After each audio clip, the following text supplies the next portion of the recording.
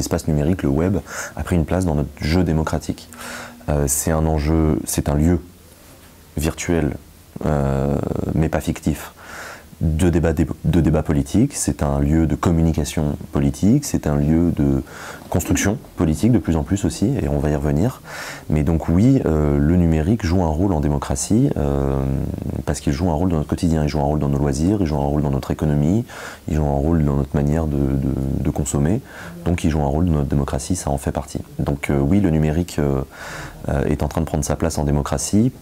pour le meilleur comme pour le pire, parce que là aussi ça pose plein de questions, ça soulève beaucoup de choses, beaucoup de questions qu'auparavant on ne se posait pas, sur la représentativité, sur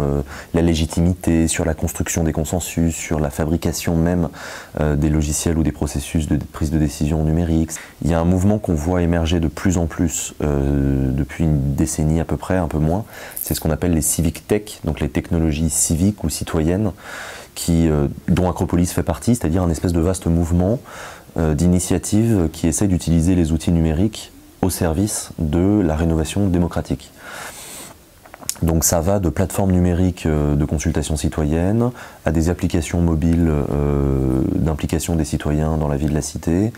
ça va dans des nouveaux médias comme Acropolis. Voilà, il y a beaucoup de choses, beaucoup de formes différentes, à peu près toutes les civic tech sont différentes les unes des autres, chacune propose une approche différente, donc il y a une espèce de